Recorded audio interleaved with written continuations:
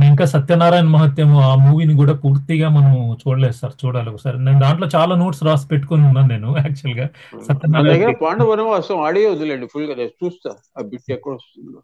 సరే, ఈ ఈ ఈ పాండవనాశంలోనే ఉమ్. ఒక ఒక అంటే కొత్త రాగం అని అనొచ్చు. మహతి అనే రాగాన్ని ఆయన బ్యాక్గ్రౌండ్ మ్యూజిక్ లో వాడారు. మహతి. మహతి. మహతి మహతి. అనే రాగం. అంటే ఈ మహతి అనే రాగం బాలమురళి గారు సృష్టి. అది మామూలుగా అవునండి. బాలమురళి గారు మహనీయ మధురం మధురమూర్తి అనే కీర్తన రాశారు. మహతి అనే రాగం సగా పని స స ని ప గ స సగా పని ప గ గ పని స అని ఘనసాగర్ గారు ఎప్పుడు ఉపయోగిస్తారు. ఇది ఫైటింగ్ సీన్ లో కానీ ముఖ్యంగా ఈ లవకుశలో ఈ రాముడు అశ్వమేధయాగం చేస్తున్నాడు అని భటులు వచ్చి అనౌన్స్ చేసినప్పుడు వాల్మీకి చెప్పినప్పుడు ఆ వెనకాల బ్యాక్గ్రౌండ్ మ్యూజిక్ మహతి రాగం అనేది. మరి ఆయన ఘంటా గారు పేరు పెట్టలేదు కానీ పేరు పెట్టిన బాలు గారు రాగం అది, మహతి రాగం అది. నేను తర్వాత బాగా అది దాన్ని అబ్జర్వ్ చేసిన పాడుకుని అదే ఈ రాగం ఎక్కడో విన్నట్టుంది అని అనుకుని సో మహతి రాగం ఇది కంపల్సరీ అని నేను నిర్ధారించుకున్నాను.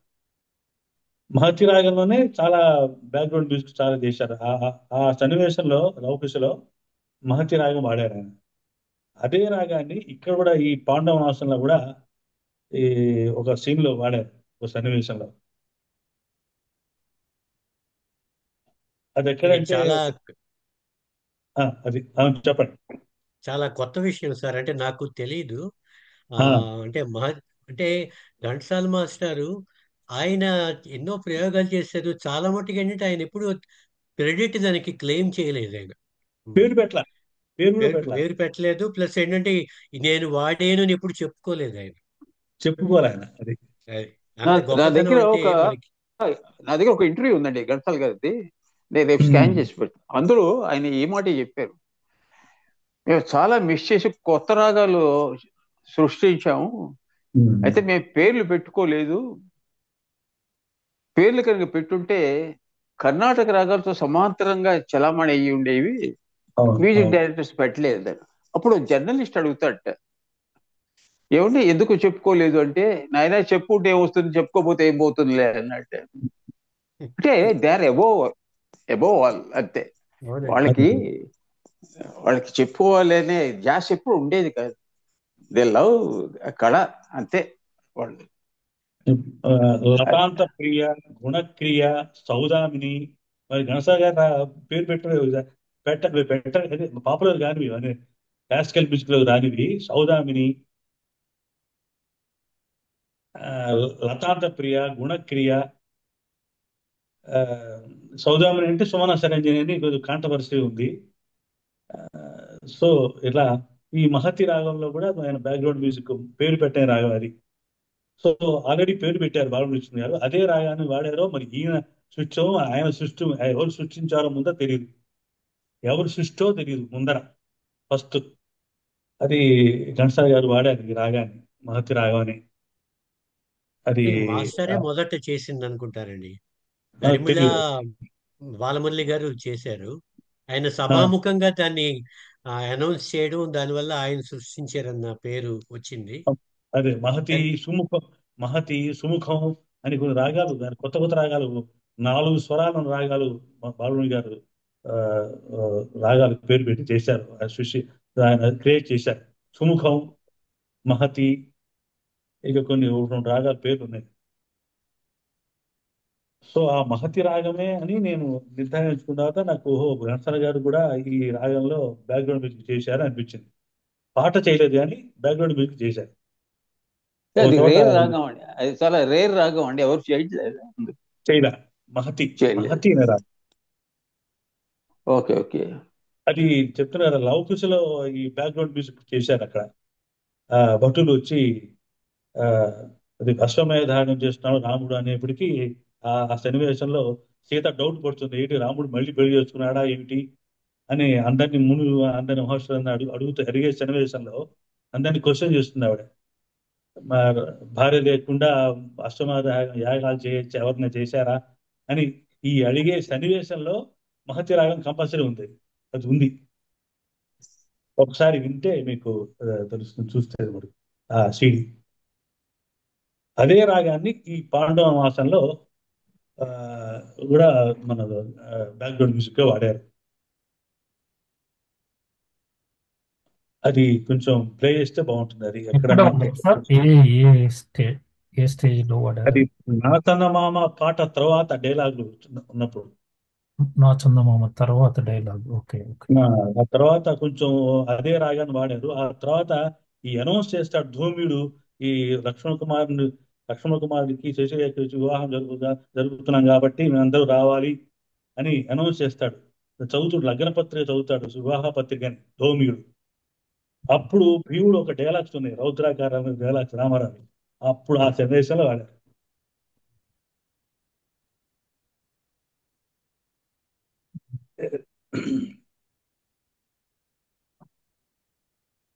వెతుకుతున్నాం sir, just searching for it. కానీ అది షేర్ చేస్తేనే బెస్ట్. చాలా అదొక ఇది చాలా గొప్ప విషయం సార్. ఎందుకంటే ఎక్కడో అంతర్లీనంగా ఉన్నది, నేపథ్యంలో ఉన్న దాని రాగాన్ని గుర్తుపట్టడం అంటే ఇది చాలా గొప్ప విషయం అండి. ఇది ఇది ఎట్లా అంటే ఆ, ఆ, చెప్పండి. అదే ఆవులించినా కూడా అదేదో రాగంలో ఆవులించాడని చెప్పేంత దీనిగా ఉంది సార్. రమణమూర్తి గారు లవ్ కుశ రహస్యంలో కూడా బ్యాక్గ్రౌండ్ మ్యూజిక్ గురించి రాశాడు. రాశాను, దాంట్లో కూడా ఉంది. దాంట్లో రాశారు ఈ రాశారు విధంగా తర్వాత సార్ ఘంటసాల గారు ఒక ఇంటర్వ్యూలో చెప్పిన సినీ జనత అనే మ్యాగజైన్ లో, అది డైలీ అనుకుంటా, అందులో ఏం రాశారంటే సినిమా సంగీతం శాస్త్రీయమే, చలనచిత్ర సంగీతం కూడా శాస్త్రీయ సంగీతం కాకపోదని, పోతే ఇందులో కొన్ని రాగాలను కలిపి కొత్త రాగాలను సృష్టిస్తున్నామని, అంత మాత్రాన అది శాస్త్రీయ సంగీతం కాదనడానికి ఏమాత్రం వీల్లేదని అన్నారు. పోతే ఈ విధంగా కొత్తగా సృష్టించిన రాగాలకు చలనచిత్ర సంగీత దర్శకులు పేర్లు పెట్టడం లేదని, పేర్లు పెట్టినట్లయితే అవి కూడా రాగాలుగా చలామణి అవుతాయని అన్నారు. ఇది ఆయన ఇంటర్వ్యూ సార్.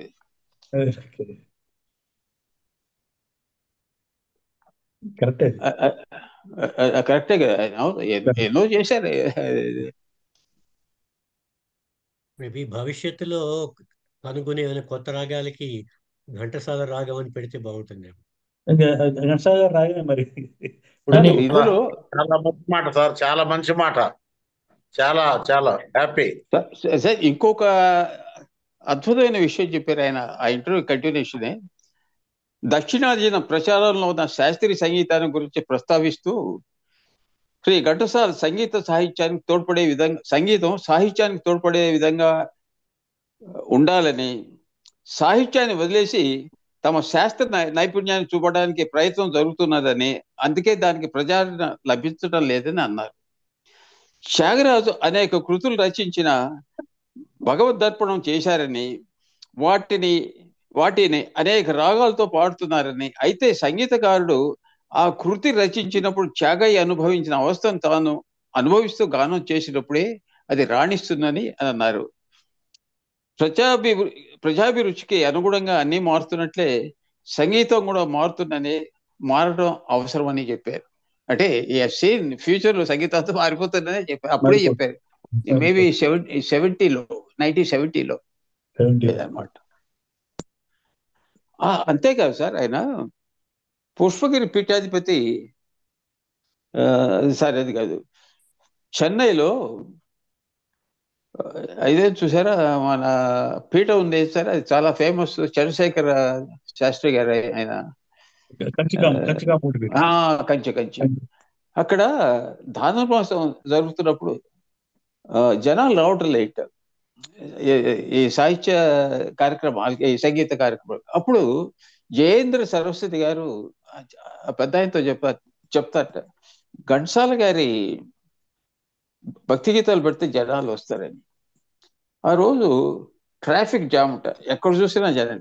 ఆ రోజు ఒక మాట అంటాడు ఆయన, శాస్త్రీయ సంగీతం ఇందాక చదివినట్టే అవి చెప్పినట్టే అనమాట.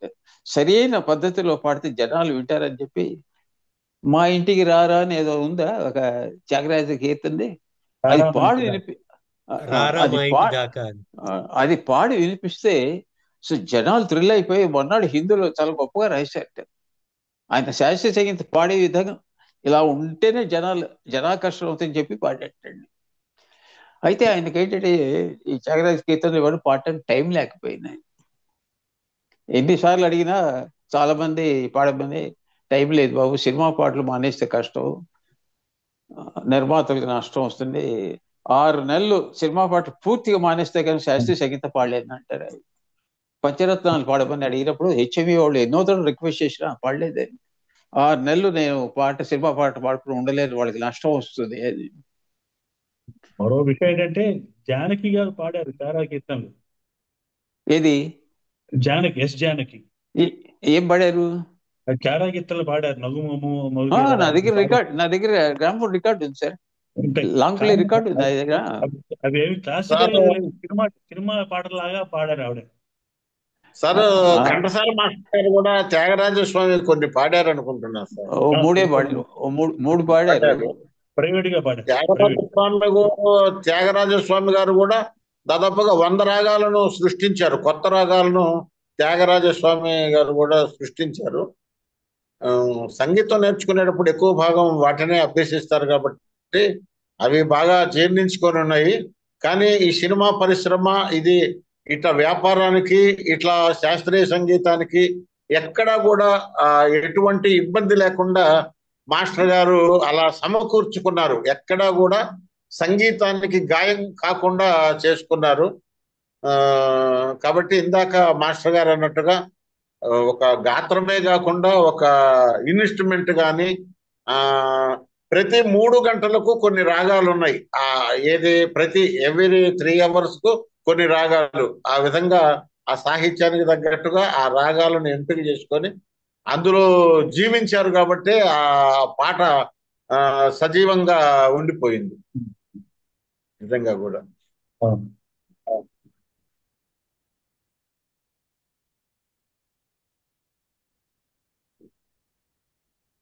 ఈ నెల 19వ తేదీ త్యాగరాజస్వామి ఆరాధన సార్. ఈ నెల జనవరి 19 త్యాగరాజస్వామి ఆరాధన. పంచమి ఏర్పాటు చేస్తున్నాను, కచేరీ కుదిరిలో ఏర్పాటు చేస్తున్నాను. డాక్టర్ కేవీ రావు గారు ఇచ్చిన విగ్రహాన్ని ఏర్పాటు చేసాము, ఘంటసాల గారి విగ్రహాన్ని. మరి శ్రీనివాస నారాసింగ్ గారు, కేవీ రావు గారు వారంతా మాకు ఘంటసాల అంటే మాకు ముందు గుర్తుకొచ్చేటువంటి వారు. కార్యక్రమం బాగా చక్కగా జరిగింది. నేను ఇక్కడ ఒక ఓపెన్ ఎయిర్ థియేటర్ కట్టించాను సార్. సస్టైనబుల్ గా కార్యక్రమాలు చేస్తూ ఉంటాము. ఇక మీలాంటి పెద్దలను కేవీ రావు గారు, నారాసింగ్ గారు అట్లాంటి వాళ్ళు చేసి ఇక్కడ ఒక కొత్త ప్రయోగంగా చేయాలనేది నా యొక్క ఉద్దేశం.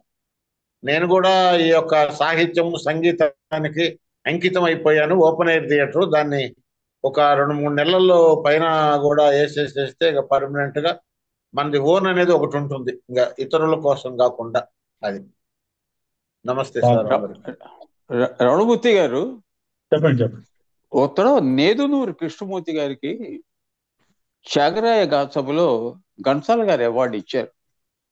ఆయన ఒక మాట అన్నారు, సినిమా పాటే కదా అనుకుంటారు, తప్పు, సినిమా పాటలో ఎంతో శాస్త్రీయ సంగీతం ఉందని చెప్పాడు. ఆ శాస్త్రీయ సంగీతం నాలెడ్జి బాగా ఆకలింపు చేసుకున్నారు కాబట్టి ఘంటసాల గారు ఆ సంగీతాన్ని వదులుకుంటా సినిమా పాటల్లో కూడా పెట్టారని చెప్పాడండి ఆయన.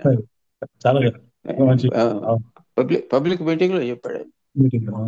సినిమా సంగీతమే కదా అనుకోకండి, అందులో చాలా శాస్త్రీయ సంగీతం ఉంది అన్నాడు ఆయన.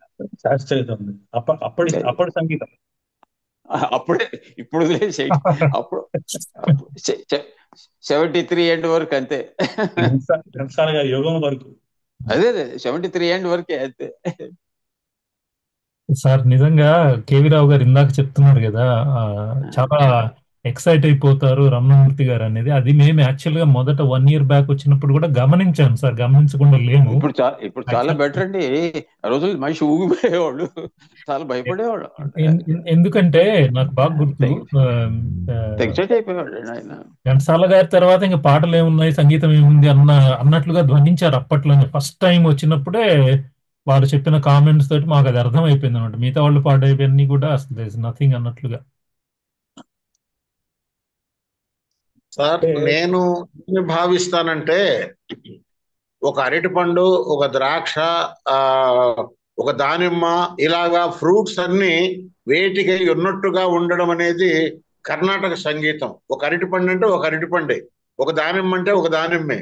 సినిమా పాటల్లోకి వచ్చినప్పటికి కొద్దిగా దానిమ్మ, కొద్దిగా బాదము, కొద్దిగా అన్ని రకాలుగా తేనె, మొత్తం సమస్తం కలిసి ఒక దాంట్లో ఇముడుస్తారు. అంటే ఒకే పాటలో 3-4 రాగాలు కూడా పెట్టి పాడినటువంటి సంఘటనలు కూడా ఉన్నాయి కదా. అలాగే అన్ని మిక్స్ చేసి జనాలకు అందిస్తున్నారు. అందువల్ల ఇది ఎక్కువ భాగం జనాల మెదడుల్లో బాగా రికార్డ్ అయిపోయింది. అదే శాస్త్రీయ సంగీతం అంటే అది అందరికీ త్వరగా ఇది కాదన్నమాట. అది ఒక పండు, అరటి పండు అంటే ఒక పండు, అది ఒక రాగం. ఆ సాహిత్యానికి తగ్గట్టుగా, ఆ యొక్క తాళానికి తగ్గట్టుగా, ఆ శృతికి తగ్గట్టుగా అది ఒకటే ఉంటుంది మొత్తం కూడా. ఆ సాహిత్యానికి తగ్గట్టుగా ఒక కీర్తన ఒక రాగంలోనే ఉంటుంది. మన సినిమా సాహిత్యంలో ఒక 4 సాహిత్యాలు, 2 చరణాలు, ఒక పల్లె ఉంటే 3 రాగాలు పెట్టేసేస్తున్నారు. అలాగే అందువల్ల కొద్దిగా ఇది ప్రజాదరణ బాగా ఎక్కువగా పొందిందని నా భావన, నేను అనుకోవడం మాత్రమే. పెద్దలు అది అంతే కదండి. ఆయన ఈ ఇంటర్లూడ్స్ మ్యూజిక్ అని ఒక రాగంలో పాట వేరే రాగంలో కూడా చేశాడు ఆయన. ఏం సార్ రమణమూర్తి గారు? అవును సార్, అవును సార్. అసలు ఆ క్రియేటివిటీ ఆయన కరుణశ్రీ పద్యాలు పాడినప్పుడు ఆ వైలిన్ వాయించినటువంటి ఉపదృష్టి కృష్ణమూర్తి గారు మాకు లెటర్ రాశాడు. అందరూ రాస్తారు. ఆయన ఆర్కెస్ట్రైజేషన్ అంతా ఒక రాగంలో ఉందండి, పాడే విధానం ఇంకో రాగంలో ఉంది, వీఆర్ అమేజ్డ్ అని చెప్తాడు ఆయన ఉపదృష్ట కృష్ణమూర్తి గారు. ఆ రికార్డింగ్ చేసిన ఆయన హెచ్ఎంఈలో. అంటే ఆ క్రియేటివిటీకి ఆయన అది 48లో రికార్డింగ్, అప్పటికే వచ్చేసారు అనమాట ఆయనకి ఆ క్రియేటివిటీ. ఈ సంగీతం మీద నేర్చుకోవటమే కాదు, he has developed that in the form of creativity. అది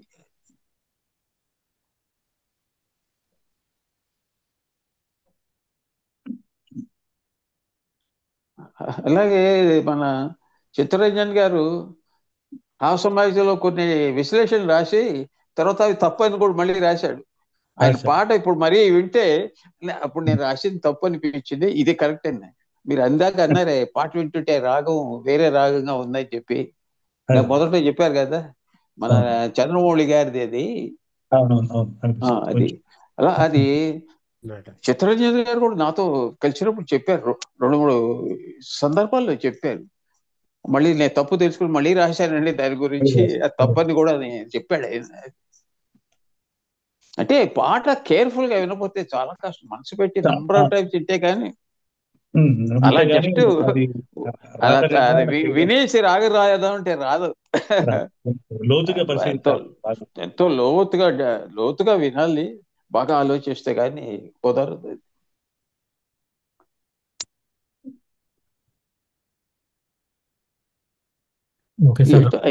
ఆయనకున్న హిస్టరీ ఎవరికి లేదండి, తవ్విన కొద్దీ వస్తూనే ఉంటుంది. తర్వాత నాకు ఇంకో విశేషం, నాకు ఇవాళ మెసేజ్ పెట్టారండి, I don't know how far it is correct.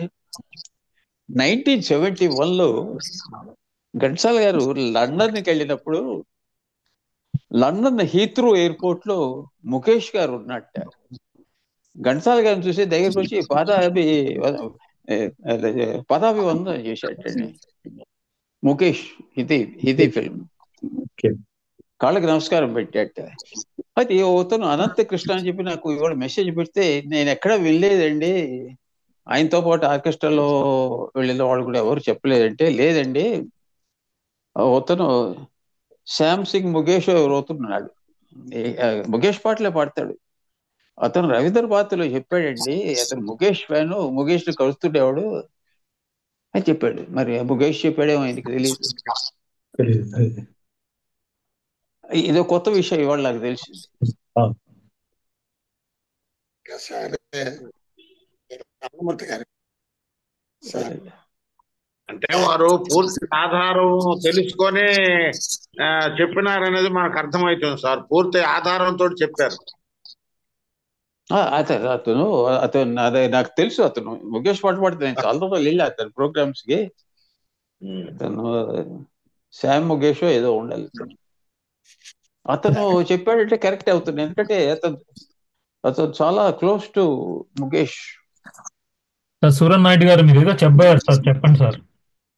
అదే సార్, కేవీ రావు గారికి అంటే ఘంటసాల గారు చేసిన ప్రయోగాలు సంగీత పరంగా అవి మా బోటి వాళ్ళకి తెలియదు. కొన్ని ప్రయోగాలు ఇప్పుడు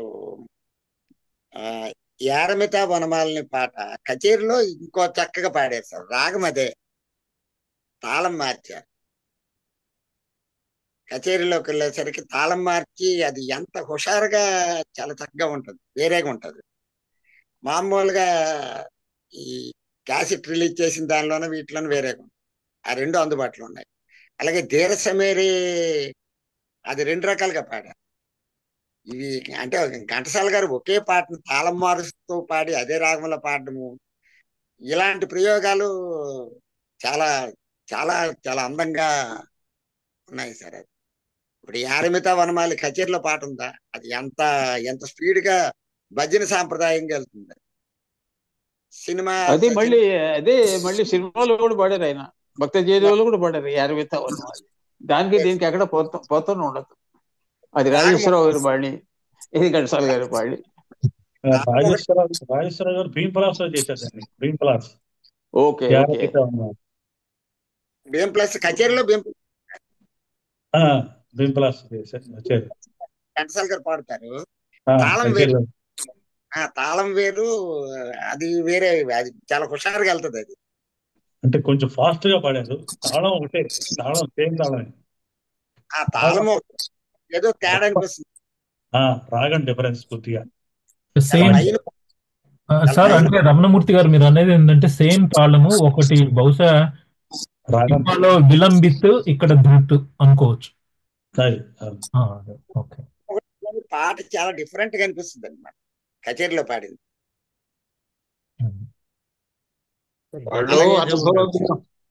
వాళ్ళు అనుభవజ్ఞులు కాబట్టి కొద్దిగా సృజనాత్మకంగా ఇలా ప్రయోగం చేస్తే ఎలా ఉంటుంది, ఇలాగ ప్రయోగం చేస్తే ఎలాగుంటుందని ఈ సంగీతంలో విన్యాసాలు చేస్తారు. అలాగా చేసినప్పుడు ఇప్పుడు వంటలో ఒక ఆయన ఉప్పు వేసుకోమంటాడు, ఇంకొక ఆయన ఉప్పు పనిలేదండి నిమ్మరసం పిండుకోండి సరిపోతుంది అంటారు, ఇంకొక ఆయన ఈ రెండు పనిలేదండి ఇంకొకటి వేసుకోండి అంటారు. అలాగే సంగీతంలో కూడా వీరి అనుభవం అంటే పాండిత్యం అపారమయ్యి వాళ్ళు దాంట్లో కొంత రీసెర్చ్ చేసిన విధంగా ఆ యొక్క ప్రయోగాలు చేసి మనకు అందించబట్టి మనం ఈ రోజు వాటిని అనుకోవడం కూడా జరుగుతుంది. నిజంగా కూడా చాలా సంగీతం అనంతం కదా. అందులో మరి అసలు ఏ సాహిత్యానికి ఏ ఇన్స్ట్రుమెంట్ వాడాలనో ఈ రోజు ఎవరికి తెలియదు. సాహిత్యం ఒకటి, ఇన్స్ట్రుమెంట్ ఒకటి, గాత్రం ఒకటి, శృతి ఒకటి, తాళం ఒకటి. అందువల్ల ఈ పాటలు నిలబడడం లేదు. ఆనాడు అన్ని విభాగాలలో మహాపండితులు కాబట్టి మొత్తం అన్ని ఒక మిక్సింగ్ బాగా కాంక్రీట్ అయిపోయింది అన్నమాట. సాహిత్యం గాని, సంగీతం గాని, గాత్రం గాని, మరి ఏ సమయంలో ఏ పాట పాడాలనో అటువంటి సమయాలను బట్టి కూడా వాళ్ళు ఒక సృష్టించారు అద్భుతంగా. అందువల్ల చిరస్థాయిగా ఘంటసాల మాస్టర్ గారు అంటే అలాగా హృదయాలలో పదిలపరుచుకోబడింది.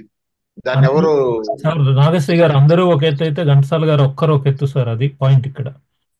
అవును సార్, అవును సార్, అవునవును. అయితే ఒకటే సార్, ఘంటసాల గారికి మిగతా సంగీత దర్శకులు అంత బాగా చక్కగా సంగీతాన్ని అందించారు. వాళ్ళు కూడా పండితులు కాబట్టి వాళ్ళ వల్ల కూడా కొంత ఘంటసాల మాస్టర్ గారికి బాగా ఘంటసాల మాస్టర్ గారి వల్ల సాహిత్యానికి ఏ విధంగా అయితే మన నాగశ్రీ గారు పుణశ్రీ గారికి ఘంటసాల గారి వల్ల ఏ విధంగా పేరు వచ్చిందో ఆ విధంగానే ఒకళ్ళకొకళ్ళకు బాగా సార్ ఇదైనారు. నాగశ్రీ గారు ఘంటసాల గారి వల్ల దేవతలకే పేరు వచ్చిందని అనుకునే వాళ్ళ మధ్య ఉన్నాం సార్ మనము. ఐ థింక్ రమణమూర్తి గారే ఆ మాట అన్నట్టున్నారు ఒకసారి. ఘంటసాల గారి వల్ల దేవతలకు పేరు వచ్చింది సార్, అటువంటి ఘంటసాల గారు. కాబట్టి ఘంటసాల గారి వల్ల రచయితలు గాని లేకపోతే సంగీత దర్శకులు గాని వాళ్ళకు పేరు వచ్చింది ఘంటసాల గారి వల్ల అనుకునే వాళ్ళ మధ్య మనం ఉన్నాం. అది ఈరోజు ముఖ్యంగా రమణమూర్తి గారు సార్ మీరేనా సార్ ఆ మాట నింది? ఘంటసాల గారి వల్ల దేవతలకు పేరు వచ్చింది అన్నది మీరే కదా ఆ మాట నింది? నాకు గుర్తులేదు సరిగా. ఒకసారి మనం మాట్లాడుకున్నట్లు గుర్తు, చెప్పాలి. మొత్తానికి అన్ని చోట్ల అన్ని దేవాలయాలు, ముఖ్యంగా తిరుపతి ఇప్పుడు బ్యాక్గ్రౌండ్ పాటలు భక్తి గీతాలు ఏందే అసలు అంటే భక్తి రసం ఆయనకే సొంతం. ఇప్పుడు సినిమా సంగీతంలో ఘంటసాల గారు, శాస్త్రీయ సంగీతంలో ఎంఎస్ సుబ్బలక్ష్మి. ఎంఎస్ సుబ్బలక్ష్మి కీర్తనలు పాడుతుంటే సాక్షాత్తు ఆ భగవంతుడు సాక్షాత్కరించినట్టుగా అనిపిస్తుందన్నమాట. అంత భక్తి రసం తాను పొందటమే కాకుండా అవతల వారికి కూడా భక్తి రసాలలో ఓలాడించాలి, అనుభవించడం కాదు. అలా అనుభవించింది, అట్లా అనుభవించి పాడింది ఘంటసాల గారు, ఎంఎస్ సుబ్బలక్ష్మి నా ఉద్దేశంలో. ప్రొఫెసర్ పెంజాల్ గారు అన్నారు కదండి, 75% ఘంటసాల గారి కారణం నా పాట హిట్ అవడానికి, 25% నాదే క్రియేటర్ అనేవాడు కదా అన్నారు. అనేవాడు. ఆయన వల్లే నాకు పేరు వచ్చింది అని అన్నాడు పెంజాల్ గారు. సార్ ఏమనుకోకపోతే ఒక చిన్న విషయం ఏంటంటే, ఈరోజు ఒక 15 minutes లో మనం ఈరోజు ఆపాల్సి వస్తుంది నాకు. కాబట్టి రమణమూర్తి గారు, యాక్చువల్ గా మనం అంతా కవర్ చేసామో లేదో ఇంకా మిగిలిపోయి ఉండి ఉండవచ్చు. అయితే నా రిక్వెస్ట్ ఏంటంటే నెక్స్ట్ టైం ఖచ్చితంగా మనకు సత్యనారాయణ మహత్యం మధ్యలో వదిలేసాం సార్. అది పూర్తి చేస్తే బాగుంటుంది. చాలా ఉన్నాయి దాంట్లో నిజంగా. ఆ బ్యాక్గ్రౌండ్ లో ఒక్కొక్క చోట ఒక్కొక్క పాట. ఇప్పుడు ఏమైనా పూర్తి చేయగలిగితే కొన్ని చెప్పండి. Thank you. Please like, share and subscribe.